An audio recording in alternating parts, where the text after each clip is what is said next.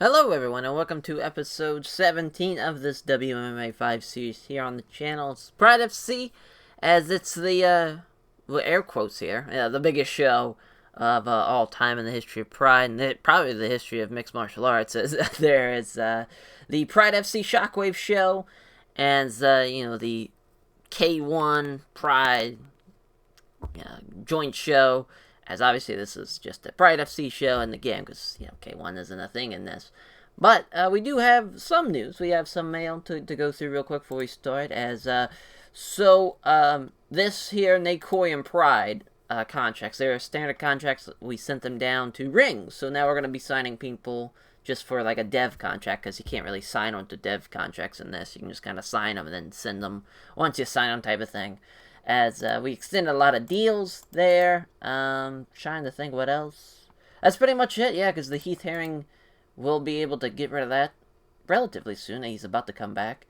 And hopefully we can do Carlos Barreto and Heath Herring for the, maybe for Pride 18 or Pride, well, not Pride 18, Jesus Christ, but maybe Championship Chaos 2 might be able to do that. But without further ado, let's get into the show. As Mirko Cro Cop and Kazuki Fujita going head-to-head as a wrestler, as a kickboxer, and then the Bob Sapp Nobuhiko Takada. Poor Nobuhiko Takada has a tough matchup for him right there. 265 pounds.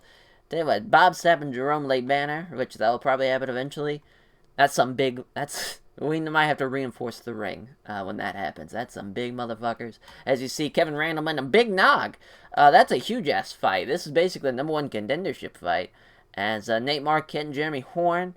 That should be interesting. Jerome Lebanner, of course, Takashi Sojiaro.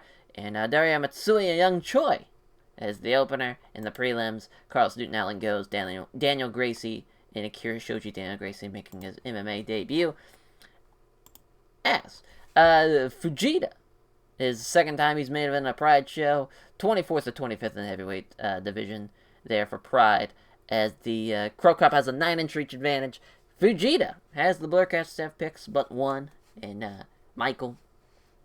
As this is just, I'm pretty sure the build for this was even strong for international heavyweight, kind of like main event matchup, even in this Pride FC Shockwave show.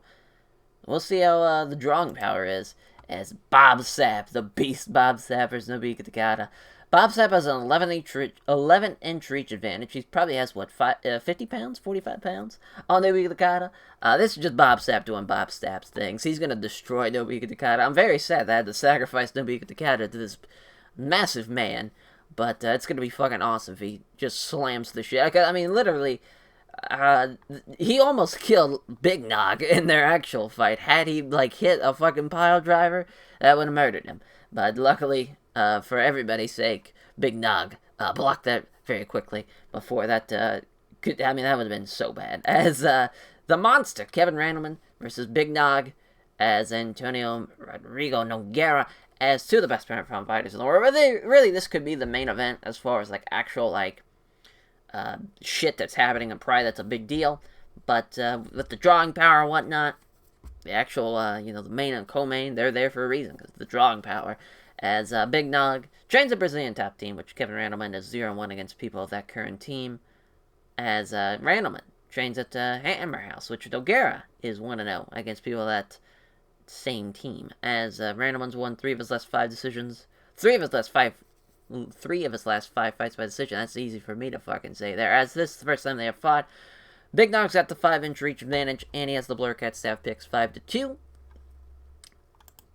As Nate the Great Marquette versus Jeremy Gumby Horn, as Jeremy Horn has finished 3 of his last 5. They're both ranked in light heavyweights in the world. Jeremy Horn's 8th, Marquette's 18th. Marquette has a 5-inch reach advantage, and he has the Blurcat staff picks at 6-1. Hell yeah, Nate the Great Marquette. Jeremy Horn, this should be a really good fight. As Jerome Lebanner versus Takashi Sojiaro, again, kickboxer, wrestler.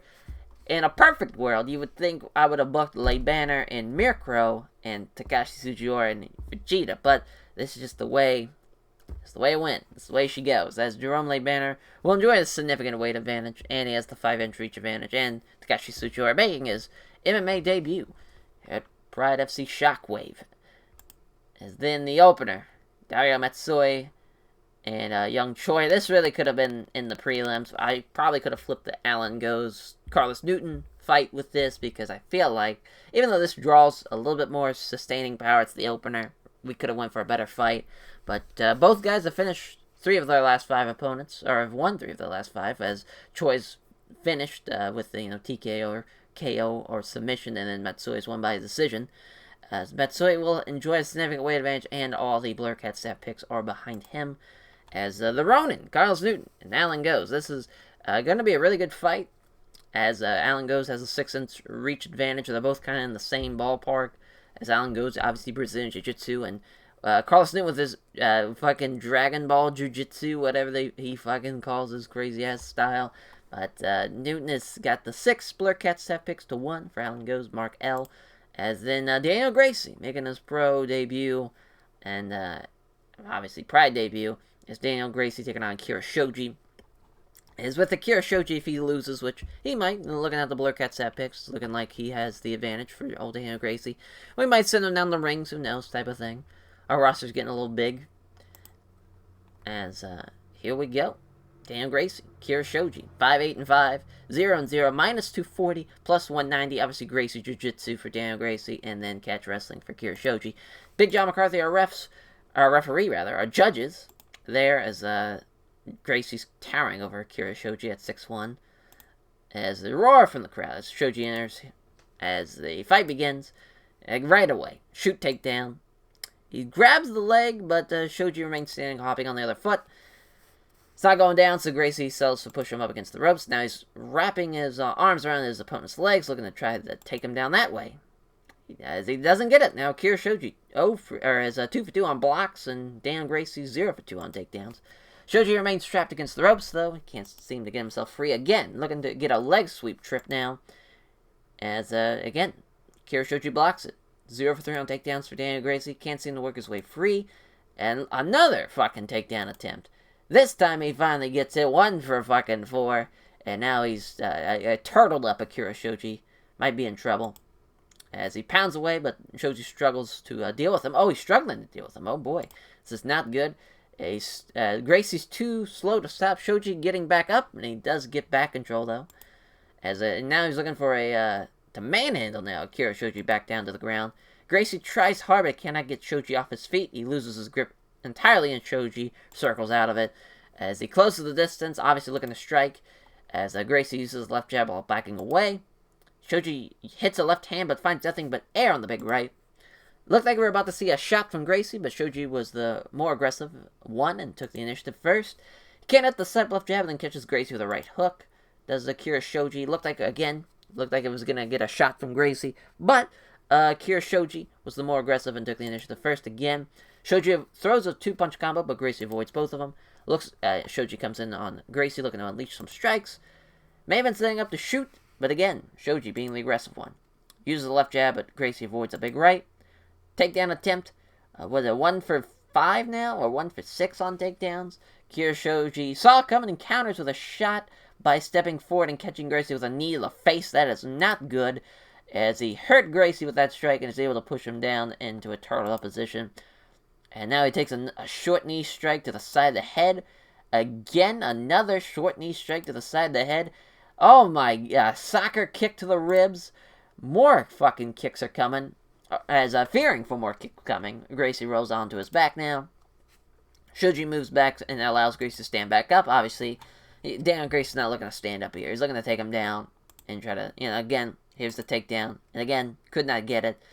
Ends up just standing, holding a leg while Shoji hops around in place. And now he pushes him up against the ropes, looking for a takedown. He gets it. He gets slammed down, ending up on his hands and knees with Gracie on top of him. He cannot stop himself from being flattened out, still with Gracie on his back. And now he's got the both hooks in, looking for a rear naked choke, as he fights off the rear naked choke. He maintains his hooks, but despite Shoji trying to break them, looking for again for that rear naked choke, and again he fights him off, as looking to break free of the hooks, as he is in trouble by him. Attempts to pull free of the hooks, but Gracie doesn't allow it. Tries to pound on Shoji, but none of the blows land with any degree of power. He maintains his hooks despite Shoji trying to break them free. It fires away with punches, but does little in the way of damage. As keeps both hooks despite Shoji again trying to pull them apart.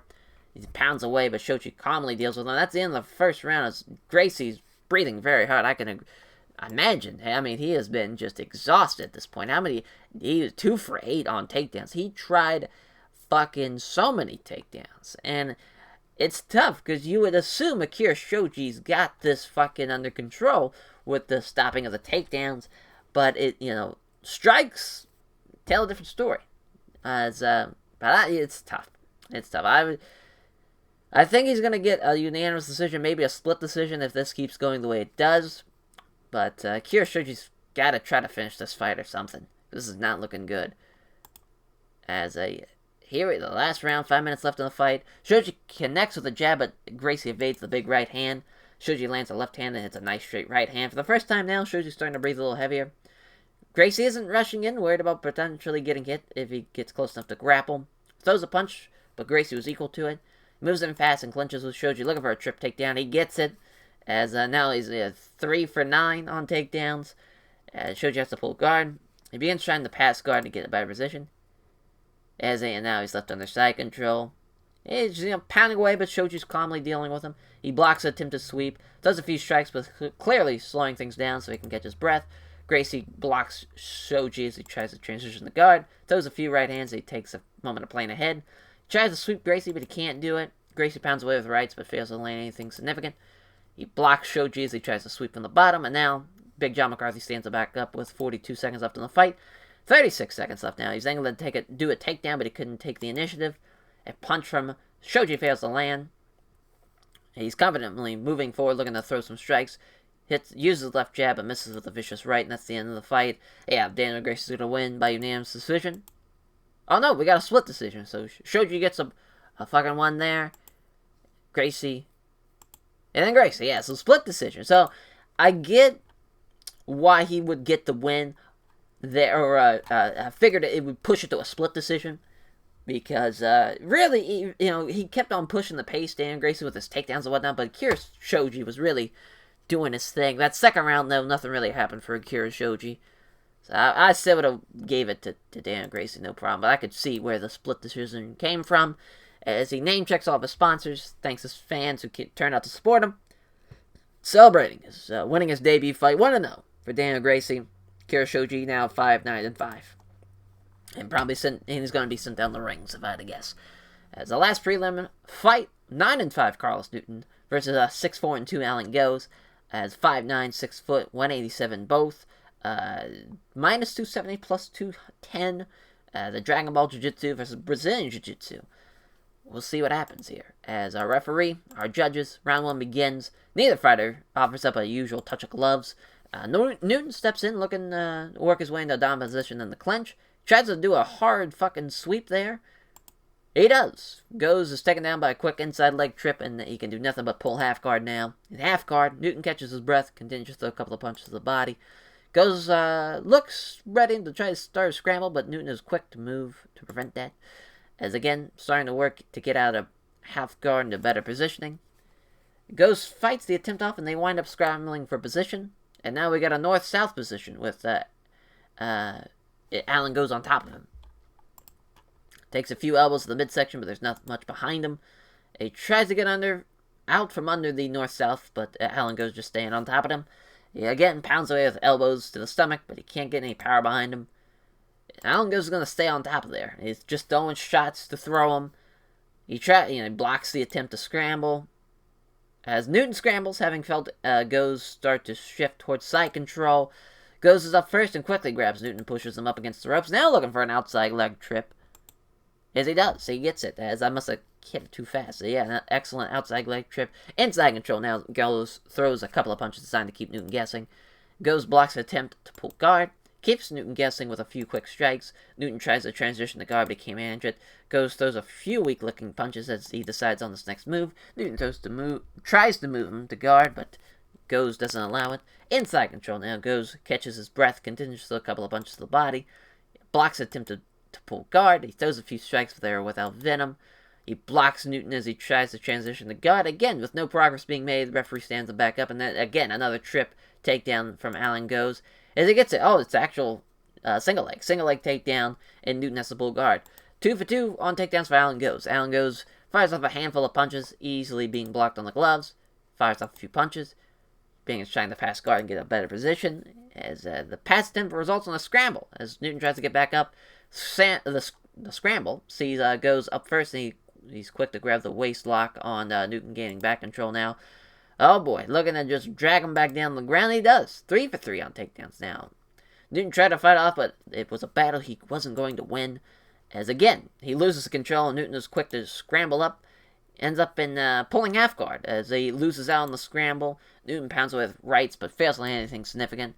As goes, works some separation, then tries to quickly scramble as his way back into better positioning. It's a bad choice, though, as he seizes the opportunity and leaps forward and secures side control. That's the end of the first round. Tough round. A tough round. Obviously, that was pretty much all Alan goes, but Carlos Newton, once he's taken down, he's pretty quickly, really the tough thing for Carlos Newton, why all these jabs were landed on the ground, was when he was on top of North-South Alan goes.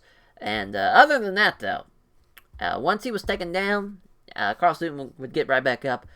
But he could still win this fight. He could still win it with the second round, depending on what happens. But it's, so far, you have to give the advantage to Alan goes. As here we go. 5 minutes left in the fight. Newton gets in close and clinches with goes. He's looking for a trip takedown. It's a great way to start the second round, and he gets it. Nice inside leg trip. Now he's got to pull guard. He uses a shoulder smash to keep Alan goes down. He clings very tight to goes while using short strikes. That's a great idea, as trying to minimize the threat of submission while staying on top and control. He tries to sweep Newton from the bottom, doesn't go anywhere with it, not giving his opponent any room to work with. Newton, again, keeping close body-to-body contact while throwing some short strikes to the head and the body. He tries to catch Newton with a punch, but it's not on target, as again, keeping very tight, preparing with short strikes.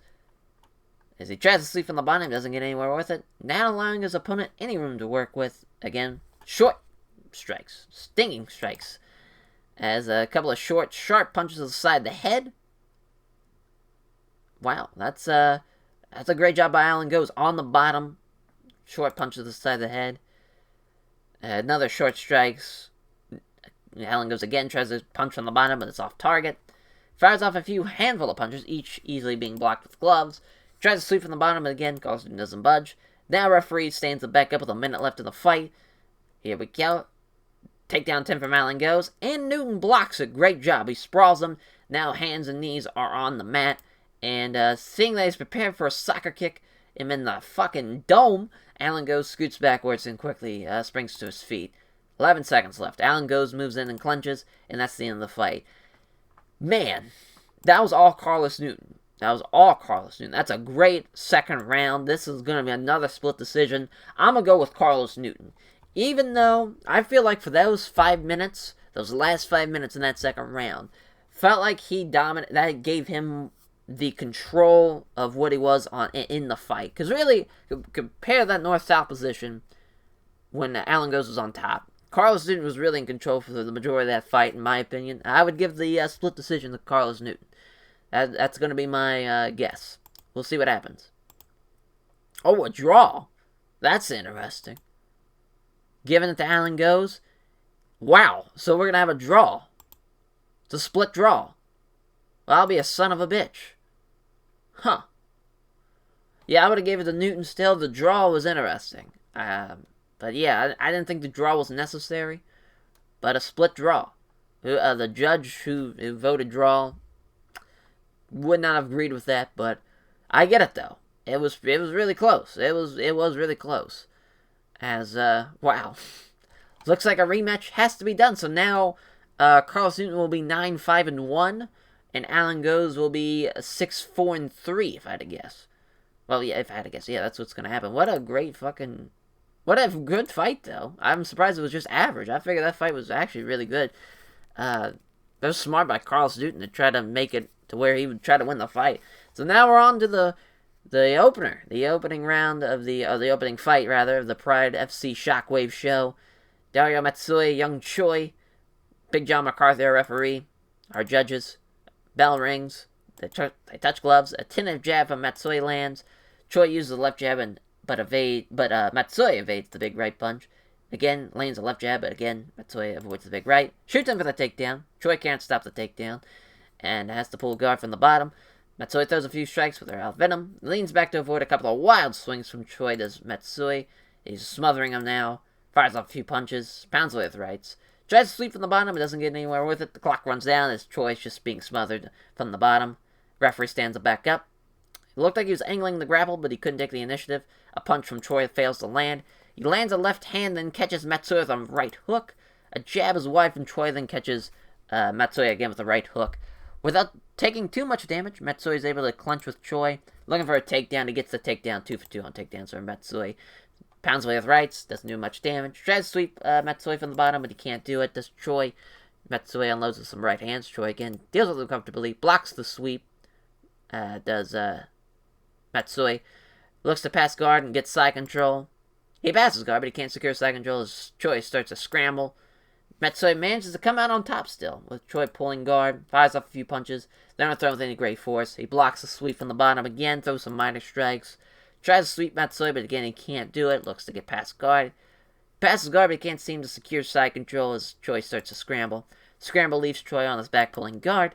If there's a few weak-looking punches as he decides his next move, Choi is controlled up against the ground, unable to shift him off him. And again, designed to keep him guessing, throwing a couple of punches. There's Matsui on the bottom. Can't budge him off the bottom with the bridge. Fires off a few punches. Tries to sweep again. Doesn't budge him again. Big John McCarthy stands back up with 2 seconds left. That was a waste of time. That was all Dario Matsui there when it's on the ground, and when it's standing, Choi can kind of do some damage, but yeah, it's tough. It's tough. As a final round here, 5 minutes left in the fight. Choi throws a punch, but Matsui avoids it, and again, he clenches up as pulls him up against the ropes. Now his back is up against the ropes. It isn't a pretty tactic, but he's just, got him trapped up against the rope and forcing him to carry a lot of weight. Yeah, he's just stalling now for time. His short punches to the side of the head and to the side of the body. John McCarthy starts him back to the center. Still moving well, but he's definitely breathing a little deeper now. Looking for the takedown. He almost got away with it, but not quite. He's left hopping, but with Choi, at least he blocked it, as Matsui has a hold of one leg. Drives him back into the ropes. Double underhook now. Into the ropes, and just, wasting time again. Smothering him. Choi lands a left hand, then scores to the right cross. That's the end of the fight. Yeah, Dario Matsui's going to win by unanimous decision. You have another average fight. Dario Matsui now 7-6-2. Young Choi 5-2. As Dario Matsui gives a name check to everyone at the Takada Dojo, all of his favorite sponsors, and he has a lot of respect for young Choi and praises his toughness. As Lebanner, Nakashi Sugiura, kickboxing versus pro wrestling background, minus 380, plus 300. As 6'3", 260, 5'11", 225. As our referee, our judges, 35-pound advantage for Jerome Lebanner. The bell rings. He fails to find home for his jab, but he then scores with a lovely right head kick, and that has fucked him up. Sugiura steps back against the ropes. He tries to cover up, but I think he's hurt. And another big right head kick, and he is knocked out. Jerome Lebanner wins by KO. There's the fucking K1 kickboxing background from Lebanner coming into fruition there. 34 seconds with a knockout head kick. Poor Sugiura. That pained me to do that. But Lebanner 1-1. Sugiura 0-1. As a name checks all of his sponsors and thanks all of his fans who turned out to support him. Watching replays of the finish, Jerome Lebanner calls it a beautiful kick and reveals that he specifically worked on that technique during training. As the next fight, Nate the Great Marquette versus Jeremy Horn. At least the fans got to see a fucking sweet-ass knockout, and for the people that kickboxing wanted to see that at the Pride FC Shockwave show, they got that. As Nate the Great Marquette, 11-3, 23 years old. Jeremy Horn, 26 years old with a 46-4 record. Unbelievable. Minus 260, plus 200. As AMC Pengerington gym, or camp rather, and the Militich fighting systems from Jeremy Horn there. Mixed martial arts background, Brazilian Jiu-Jitsu background. See what happens. Our referee, our judges, underway. As Marquette tries to go to the body with a sharp hook, but is off target there. Comes in and grabs Marquette in the clinch, looking for the trip takedown. Doesn't get the takedown, and Marquette instead wrestles his way into controlling the clinch. Marquette catches Horn with a knee strike to the body. He defends himself this time against the knee of the body. Marquette again trying to push Horn up against the ropes, and he does so. Looking for a takedown. He does, big takedown. He managed to get side control as a result from it. As he fires off a few punches, he catches his breath. Horn tries to move to guard, but Marquette doesn't allow it. Looking for the arm triangle from side control now. Jeremy Horn fights that off, tries to move to guard, but Marquette doesn't allow it. Marquette, designed to keep him guessing with punches now. Fires away with punches. Horn doesn't take any damage. Marquette staying on top of control. Lands a punch, but he's trying to do some ground and pound, but none of the blows are really landing with any degree of power. Tries to move him, but he can't. Does Jeremy Horn, again, pounding away with nothing significant. Blocks him. Referee stands him back up. Shoot takedown. Shoots in for the takedown. Does Jeremy Horn. He does. Single leg takedown. Now he's on top. As he's trying to pass the guard and get in a better position. He does, but it's only an half guard. As he punches down on Marquette, but they're taking on the gloves. And half guard, now he's designed to keeping Marquette guessing on top. Tries to transition to full guard, but he can't. Does Marquette. Horn throws a few right hands to the body. Looking to get past half guard. He almost gets side control, but Marquette was ready, and he scrambles for position. As Marquette's up first and quickly grabs Horn, pushing up against the ropes. As now with the ropes trapping Horn, he's looking to take him down low and get both of his legs out for a takedown. He does. But it's ugly, but he gets it as he ends up on top, turtled up Horn, holding him in a loose face lock type hold now. As now he is just unloading with big right hand. And Horn is struggling to cope with him as a kick to the fucking head. Soccer kicks him in the face. Jesus Christ. As Horn now rolls onto his back and away from further kicks to the body. He steps in and grabs a leg and pulls guard. Does Horn. Looking to pass guard to get side control. He does, but Horn was ready and they scramble. And Marquette loses out in the scramble. Horn tries to pound on Marquette, but all the blows are comfortably dealt with, and that's the end of the round. So, great job by Marquette there to take him down and in the face lock, look for the kick, and it just soccer kicks him right in the fucking head. It's amazing that wasn't the end of the fight, but Jeremy Horn survived. Isn't going to be enough, though. It's going to be tough for him to win this fight, but he's got 5 minutes to do it. Let's see what happens. As that's the bell rings, and here we go. A jab hits home from Marquette, and that's a nice straight right hand, and blood is visible now. As the strike looks like they've opened up a cut underneath his eye. Takedown attempt from Horn. He gets a hold of the leg of Marquette, but he remains standing, hopping on the other foot. He can't get Marquette down, so he still has to push him up against the ropes. And now he's looking to grab him by both legs and pull him down. He does, and he gives up side control to Marquette. Few strikes, but clearly slowing things down so he can catch a breath.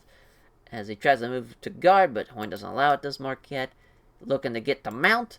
He tries to get mount, but again, Marquette is ready for it, and he starts to scramble. As Marquette still loses out in the scramble, pulling guard. Few right hands as he takes a moment to plan ahead. He's trying to secure an arm to Marquette from the bottom, but he doesn't let his arm get taken. Looks to get past the guard. He passes the half guard, throws a few weak-looking punches as he decides his next move. Horn blocks the attempted move from half guard to full guard, as he fires off a handful of punches, each easily being blocked with gloves. Underhook to work some separation from the bottom, and he quickly scrambles. Wasn't enough separation, though, as he's able to catch him. Does Jeremy Horn secure side control. Throws a few right hands, but is mainly trying to catch his breath. Horn tries to pound on Marquette, but none of the blows land with any degree of power. And again, tries to pull on Horn, but doesn't get anywhere with the attempt, and that's the end of the fight. Unanimous decision for Nate the Great Marquette. Yep, there you go. 12-3 for Nate the Great Marquette. 47-4 for Jeremy Horn. Yeah, that was a really good fight. Both guys were pretty evenly matched. Good win for Nate the Great Marquette, too. Thanks, everyone, connected to AMC Pinkerton for helping him prepare for this fight. Then his sponsors for supporting financially gives a show with respect to his opponent. Is the monster Kevin Randleman versus Big Dog Antonio Rodrigo Nogueira. As 11-4, 10-2, 26 years old for Big Nog at 6'3", 235. Randleman's 5'10", 235 at 30 years old. And wrestling background, jiu-jitsu boxing background. Hammer House Brazilian top team. Plus 150 for Randleman, minus 150 for Big Nog. Let's see what happens. Big John McCarthy, our referee, our judges. Round 1 begins. Nogueira lands a jab and then hits a nice right hook to the ribs. He lands a left jab and Randleman avoids the big right punch. He connects with the jab but misses the vicious right hand. Two fighters get up close to start wrestling for position. Nogueira seems to have the advantage as he tries to push Randleman up against the ropes, as he does. And he's looking for a trip takedown this time. And he does. A superb outside leg trip takes him down, as the takedown allows Nogueira to take the back of Randleman. He prevents Nogueira from applying a body triangle. He blocks Randleman as he tries to roll over, and loads with some big right hands, but landing several that clearly hurt Randleman as he tries to get a body triangle again, but he can't quite manage it. He tries to turn over and sweep Nogueira, but he can't do it. He can't get the hooks in either, but he's got control still of his back, as he tries to move him, but he can't. Randleman covers up on the rights, but only a couple manage to get through. Tries to finish him off with a rear naked choke. Doesn't allow the rear naked choke to be applied. Nogueira is now pounding away on Randleman and is having serious difficulty surviving him. As again, trying to get that body triangle. He's doing well with strikes, doing well with attacking from the back, but he just can't do anything about it. Can't hook him in. Can't fucking get a submission going. But that's good. That's good for Big Nog, though. That is not good for Kevin Randleman. He's got 5 minutes to survive this onslaught. As, again, eating a powerful shot after powerful shot now. And he is out. Big John McCarthy leaps in, stops the fight. TKO win for Big Nog. That is just a regular knockout. 11-2 now for Big Nog. 11-5 for Kevin Randleman. As rated decent. And he submits he earns a spot of being the #1 contender for fucking Ice Cold Igor. As Big Nog gives thanks, praises his team at Brazilian Top Team, his various sponsors, and the fans who came out to support him. As he says it was a tough fight, gives show respect to Kevin Randleman for surviving that long. As the co-main event, Bob the Beast Sapp takes on Nobuhiko Takada. The Beast Bob Sapp's gonna whip some fucking ass here. Minus 370, plus 290. Our referee, our judges, 55 pounds. Unreal. As Takada's being in front of his own crowd, gets a loud cheer from the crowd. Fight begins. They touch gloves. They engage. Takada lands a 1-2. Sapp hits a good right hand, as Takada backing off hits a weak left hand. Sapp can't connect with the setup strikes, but then catches Takada with a crunching right hook. A jab hits home from Sapp and then catches Takada with a crunching right hook. They come together and strike. Sapp misses a right cross and leaves him over the counter, which Takada attacks with a jab and a right hook that is avoided at the last second. Sapp is already blown up. 2 minutes in, that's fantastic. As two fighters stand and trade strikes, either land a significant blow in the exchange. Shoots in on Bob Sapp. He almost got away with it, but not quite, as he left hopping while Takada has a hold of one leg. With Sapp not going down, he tries to push him up against the ropes. He does. Oh no, he's looking for the takedown. Looking to trim him up to the mat. He does so. Now Sapp's on the bottom pulling guard as he pounds away with rights, but doesn't do much damage. Sapp tries to get a double unhook on Takada so they can get some control, but can't get them as Takada begins trailing past guard. He passes the guard well, gaining side control. He's looking for a Kimura, but Sapp fights off the Kimura, pulls half guard, throws a few right hands as he takes a moment to plan ahead, fires away with punches, but Sapp doesn't do any undue damage, takes the opportunity to transition from half guard to full guard. Sapp is blown the fuck up. As in guard, Takada begins working to pass side control. Takada throws a few right hands to the body, attempts to move the mount. He does, he's in mount, pounds away, but Sapp calmly deals with him. Tries to move Takada out of mount, but he can't do it. He pounds away with rights, hitting several big shots. Turns and gives up his back in a desperate effort to avoid the strikes. Now fucking Takada's got both hooks in on his back. Looks like a finish could be near. And looking for the rear naked choke. But Sapp stops it from getting his arm under the chin, completing the choke. He attempts to pull free of the hooks, but he doesn't allow it. Looking for a rear naked choke again. Again, Bob Sapp fights it off. And that's the end of the first round. Bob Sapp survives. Did not think that was going to happen. Did not think Takada would even get him to the ground, let alone be close to finishing off the fight. This is not good. Not good for Bob Sapp. Bob Sapp's got a tough outing here. This is all Takada once it went to the ground. So, Bob Sapp wants to win this fight. He's going to have to knock him out. Because I don't think he's going to get a split decision win. As he moves in close, looking to open up an attack. But Sapp took the initiative first, throws a quick punch that doesn't land, and a takedown attempt from Takada. Couldn't get the single leg, but though ends up just standing, holding a leg while Sapp hops in place. Tries him back up against, tries to take him down. He gets the takedown on the ropes, and Sapp pulls guard. As he can't do anything about the pass, is left under side control. And now he's in mount. Fires away with punches, does a little in the way of damage, as he doesn't get enough space to pull half guard, but Takada doesn't allow it. And Takada unloads big rights, and Sapp is getting rocked. Pounds away with rights, but fails to land anything significant. Sapp tries to move Takada out of mount, but he can't do it. Takada tries to pound on Bob Sapp, but none of the blows land with any degree of power. Sapp tries to sweep Takada out from the mount, but he can't do it. And a minute left in the fight. Takada pounds away with rights, but fails to land anything significant. Tries to get to half guard, but he can't. Sapp is just exhausted at this point. Looking for an armbar. He gets it. Armbar if Bob Sapp taps out. 34 seconds left in the fight. Jesus Christ. There you go. Nogueira Takada wins by submission. He would have won anyways, but he gets the submission win. 5-6 now for Nogueira Takada. And it was rated great. That's fan-fucking-tastic. As, Nogueira Takada. Thanks everyone connected to the Takada Dojo for helping him prepare for this fight, and his sponsors for supporting him financially. He names a local club and says that he's heading there for a post-victory party and that everyone is welcome.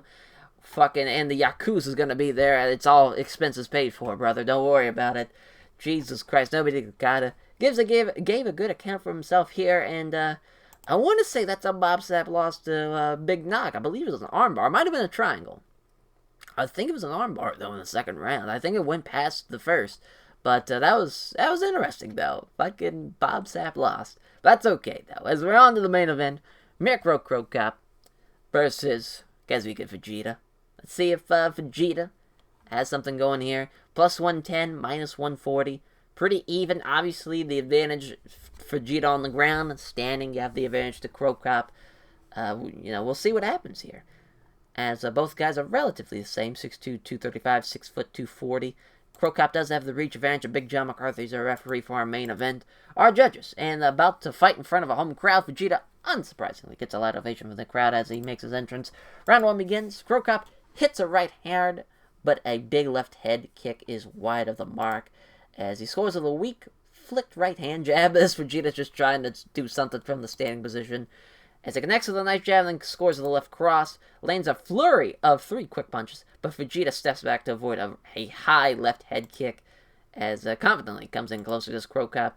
A jab is wide from Cro Cop and then scores a left cross that landed hard, and stepping in. So lands 4 quick punches, then scores with a spinning back kick to the body. A 5 combination strike from fucking Cro Cop. That was awesome, as those a quick punch doesn't hit.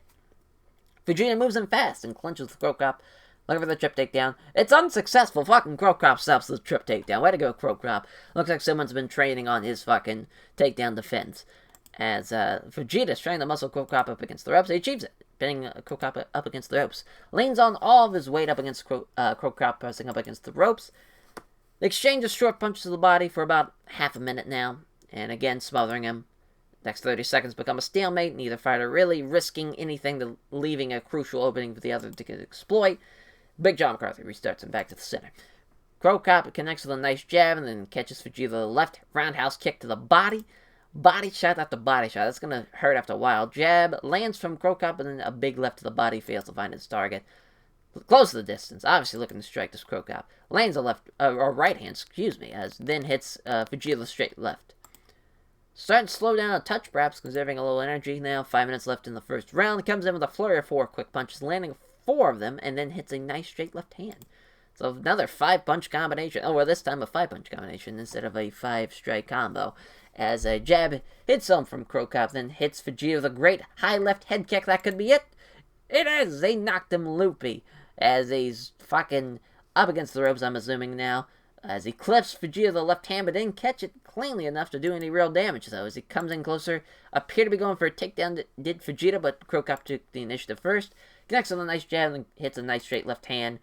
As again, can't hit the set of strikes, but this time it's a nice straight left hand, and there, blood is gushing, a large gash above his eye. That is not good.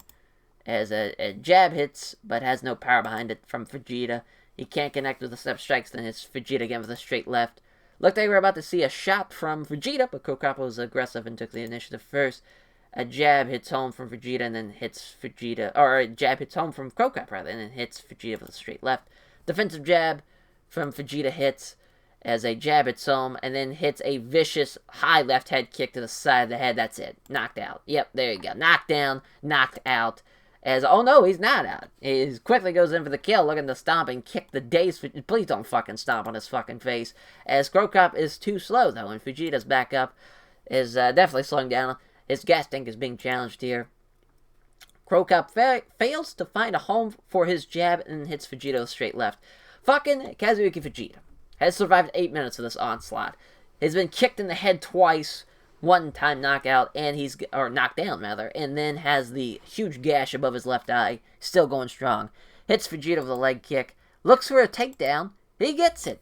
1 for 2 now on takedown. Single leg takedown. Cro Cop is left on his back pulling guard with 2 minutes left in the first round. He gets it as he smothers Cro Cop with his body pushing down, trying to pass guard. He does. Passes it with ease to side control now. Looking for a Kimura. Oh my Jesus, if Fujita would have won with a Kimura, that'd been insane to see what he went through. As he defends himself well, though. Attempts to pull, blocks an attempt to pull guard, rather, and that's the end of the first round. So Fujita, he survives. He survives the first round. We'll see what happens in the second round. I gotta give that to Cro Cop, but fair fucks to Fujita going in for the takedown at the end with 2 minutes left, getting the Kimura, trying to get the Kimura, but Cro Cop stops it as the Gutman tries to stop the bleeding for Fujita between the rounds. And here we go. 5 minutes left in the fight. He uses the right jab, but finds nothing but air on the big left. Shoots him for the takedown. He gets it. Now 2 for 3 on takedown. Single leg takedown, leaving Cro Cop on his back pulling guard. Tries to pass guard. He does so. Now he's in side control. Throws a few strikes, but they're without venom. Tries to move to guard, but Fujita doesn't allow it. Yeah, Cro Cop's blown up out there. Attempts to move to mount. He does. Now he's in mount with 3 minutes left. As, oh man, he's pounding away. Fucking ground and pound from Fujita, and he's landing several great shots that rock Cro Cop, and he's raining down punches. He desperately tries to get away from it. All he succeeds in giving up his back, looking for the rear naked choke. Cro Cop doesn't allow it, as he blocks the attempt to roll him off the back. Successfully gets both hooks in now with a minute left. 60 seconds. Oh, I already said that. As he tries to flatten him out with a rear naked choke, he does so, and he fucking taps him out. Fujita survives the onslaught, only for the second round to do the takedown, take his fucking back, rear naked choke, taps him out with 54 seconds left in the fight. Kazuyuki Fujita, your winner, and Cro Cop is no longer undefeated as he loses 2-1 now. Fujita's 5-2. What a fucking fight that was. Wow. I mean, talk about a tough son of a bitch. Not many people can take 2 head kicks from Cro Cop and live to tell about it. As thanks to, he thanks all of his sponsors for backing him, and also thanks his fans, family, and supporters. As he says it was a tough fight and gives the show respect to Cro Cop. As what a goddamn card. That was a lot of fun. It was very tentative about how that main went, and the main and the co-main with Bob Sapp's debut fight, and with this. But those were some great fucking fights. Great fucking fights. That was awesome. And 22,000 people in Kanto. Our commercial rating was very well because everybody wanted to see these fucking fighters. 78 for the critical rating. Alright, we'll gladly take that. Great job, everyone. Jesus Christ. As Fight of the Night and Submission of the Night for Fujita. Jerome Lebanner with a KO. Yeah, that was sick. He knocked out poor Takashi Sugiura in 34 seconds with the goddamn head kick. But what a fight. What a card. What a main and co-main again. As that will do it for this episode. As we will catch you guys next time. A lot of people getting fucking cut and shit. We'll worry about that off screen. As we will catch you guys for Beast from the East 2. Take care, everyone.